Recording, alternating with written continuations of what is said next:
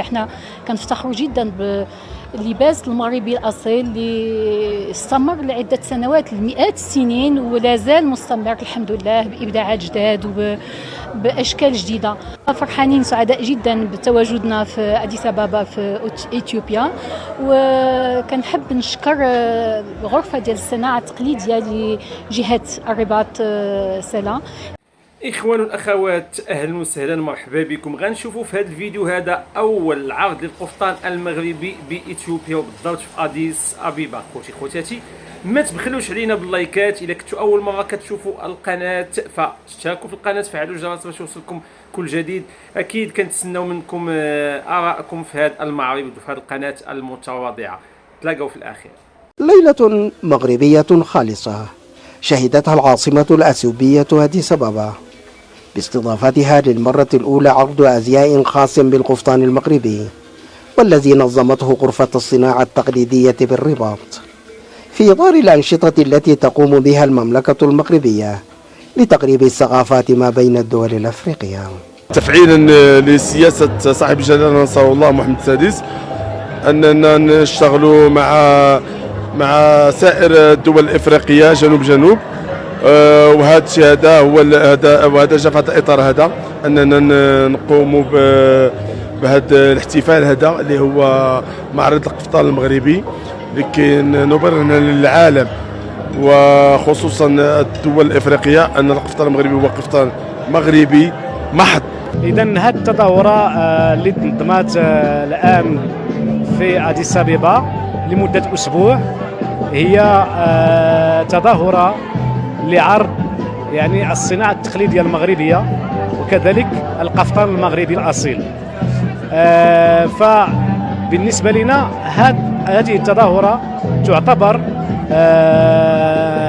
من بين يعني الأنشطة التي نقوم بها يعني تقارب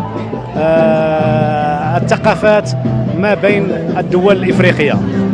العرض ضم مجموعة كبيرة من مصممي الأزياء المتألقين قدموا خلالها لوحات فنية نسجوها من خلال عرضهم لتصاميم متنوعة للقفطان المغربي الأصيل وتصاميم تزينت بالنقوش العصرية.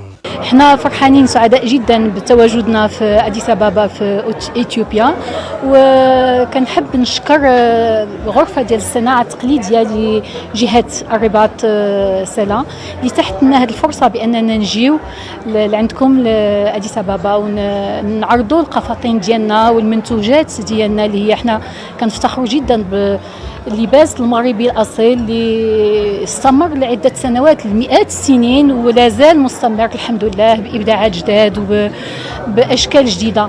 حضور رسمي وشعبي اثيوبي كبير شهده عرض القفطان المغربي بمشاركة واسعة من أعضاء السلك الدبلوماسي العربي والأجنبي في أديس أبابا، وإلى جانب العديد من المهتمين بالشأن الفني. خريطة المملكة المغربية التي صممتها أنامل الصانع المغربي هي الأخرى أضفت لمسة من الإبداع والتميز. هذه التظاهرة المغربية الأولى من نوعها في أديس أبابا، والتي من خلالها تم عرض الزي النسائي المغربي عبر لوحات القفطان المغربي، تهدف للتعريف بالموروث والثقافة المغربية. أحمد رياض، ميديا، أديس أبابا. خوت غنخليكم دابا مع فيديو كيخص انبوب الغاز المغربي النيجيري او النيجيري المغربي والمراحل اللي وصلوا لها. من أقصى العمق الإفريقي إلى الضفة الأوروبية عبر البوابة المغربية، أنبوب لنقل الغاز يمتد على مدى مسافة تقارب 6000 كيلومتر مرورا ب13 دولة إفريقية. هو أحد أهم المشاريع الطاقية العملاقة ليس فقط في إفريقيا بل وعلى المستوى الدولي، ويتوقع أن تكون له تأثيرات مهمة على حياة مئات الملايين من شعوب المنطقة عبر توفير مناصب عمل وفرص استثمارية، علاوة على تأسيس وإرساء بنية تحتية جاهزة لهذا الصرح الإنساني الكبير. دخل مشروع أنبوب الغاز النيجيري المغربي مرحلة أكثر رسمية بتوقيع اتفاقيتان للتعاون الثنائي عام 2018، وفي تطور إيجابي نحو تنزيل الآليات القانونية لهذا المشروع.